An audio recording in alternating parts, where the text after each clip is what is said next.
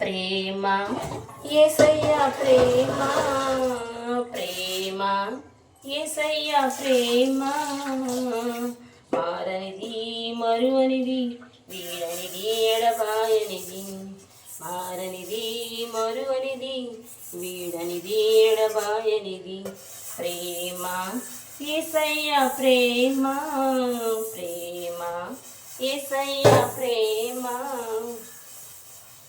Praise లాడండి. బాగున్నారా? ఎలా ఉన్నారు? ఉదయాన్నే లేచారా? దేవునికి కృతజ్ఞతాస్తుతులు చెల్లించారా? మిమ్మల్ని మీ కుటుంబాలని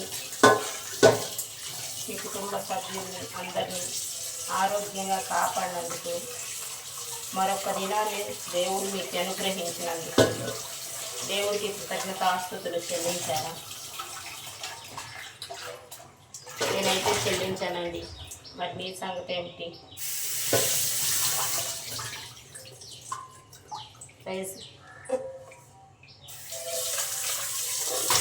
దేవుణ్ణి మనము ప్రతి నిమిషము దేవుడితో మనం ప్రార్థన చేస్తూ ఉండొచ్చండి. సమయాన్ని వ్యర్థంగా పోనీక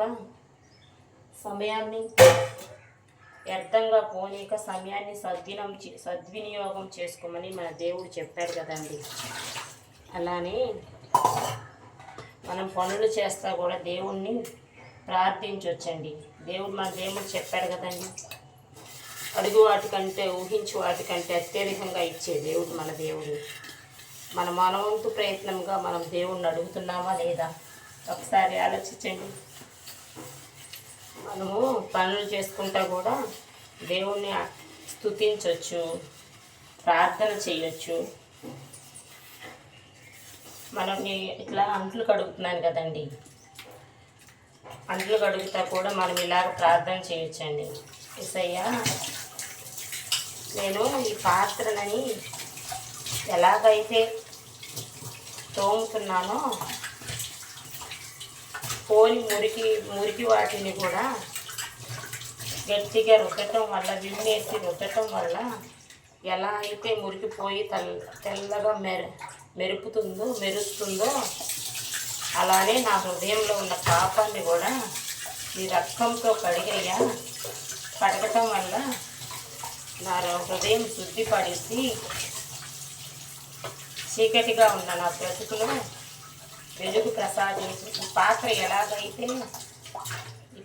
ఎలాగైతే మెరుస్తుందో అలాగే చీకటిలో ఉన్న నా బ్రతుకు వెలుగులోకి వచ్చి నా హృదయం కూడా